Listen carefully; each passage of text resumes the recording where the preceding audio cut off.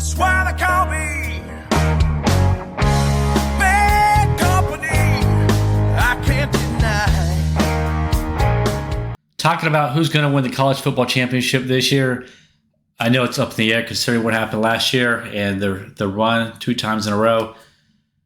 But the sporting odds, the sporting gods has Georgia winning their third repeat, the third championship in a row, 225 odds to win it all. I find this very surprising. Let's take a look. All right, Georgia, 225, Bama, 600, Ohio State, 700, Michigan, 800. Something like this I take serious because these are the sports bookies. Call them what you want, Vegas odds, etc., etc. To have Georgia there, considering that they've won it 2 times in a row, I got to talk about this. I just think with Benson gone, Stetson Bennett gone, he was really the key, the glue that held that team together. With him gone, will Georgia have the drive to do this all over again? I think they're going to be tough, play lights out the first 8 to 10 games, and I think the wear and tear is going to set in. It's complacency. It's just too tough to win it 3 years in a row. Plus, they're going to have a new starting quarterback. Who's it, Carson Beck? He has no experience. So how do you expect a new quarterback to come in and make it 3 in a row? I don't think they're just going to have the motivation to do it as we get further down the season. It's just a tough test. The drive, motivation, desire especially, that's what's key. If Georgia wins it this year, that means this is an off year, down year for the other college football teams. But we know what Bama's struggling. If you watch YouTube, you've seen Saban. He doesn't want to talk about his quarterback situation anymore. That's up later. They're trying to figure out who's going to start. We all know who's going to start. All right, so the same person who was there last year, he's the one that's going to start. But will he be good enough? Of course, there's no other Bryce Young. There's just no way to put this. You're not going to find another Bryce Young, especially is his first year starting. So it's just not going to happen this year. Ohio State, of course, C.J. Stroud's gone to the NFL. They're going to probably start Kyle McCord. McCord is in his third season. He's been dying, hoping, and praying to get this chance. He's going to deliver. Kyle McCord reminds me of what Troy Aikman did for the Cowboys, Dallas Cowboys, when they had that 3-year run, Super Bowl in the 90s. That's who Kyle McCord reminds me of. Of course, back then, if you're old enough to remember, Aikman had a top 5 defense, and a top 5 running game. And he just was very efficient and delivered the ball where it had to be. So Dallas had a great team. If you haven't seen them, if you didn't get a chance to see it, just go watch the highlights, what they did back in the 90s. They were a really great team.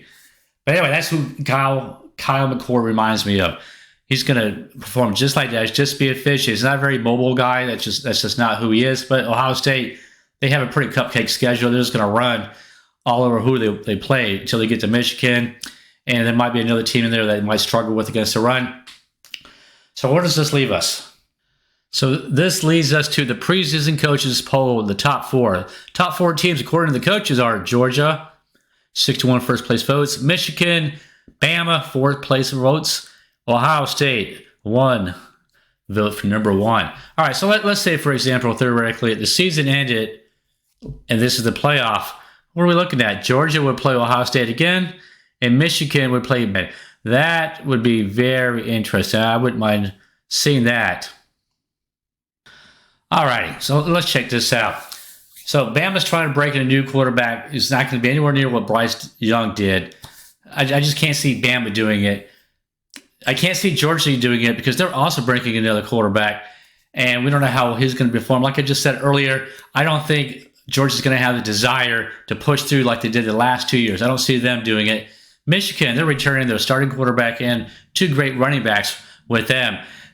Michigan would not surprise me if they were to get past that hump because they have the most established QB on the list of the top 4. But Michigan can do it. Michigan's going to have to learn how to figure out how to pass. Their quarterback, who is it, J.J. McCarthy, he has not proven to be a top efficient quarterback yet. We'll see as we go into the season. But in order to beat Bama and Georgia, you got to be able to pass. And McCarthy has to be able to do that. Maybe it'll happen this year. Who knows? And Ohio State, like I said, they're starting a new quarterback. That quarterback's been on that team for 3 years now. You got to give him some damn credit. He has a good arm for everything I've read. He's been patient, waiting his turn.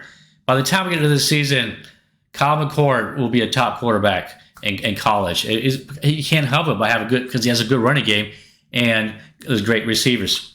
I expect Ohio State's defense to be a hell of a lot better than it was last year to beat Georgia and Bama, because the reason Bama and Georgia is always up there because they have top 5 O-line, top 5 D-line. They got the studs.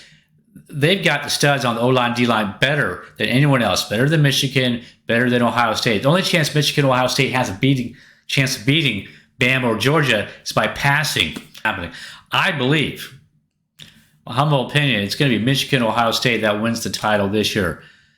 If you're a Buckeye fan, please subscribe. And if you're not, then I'm pretty sure that you know a Buckeye fan. Get him to subscribe, and I'll talk to you next video. Thank you very much.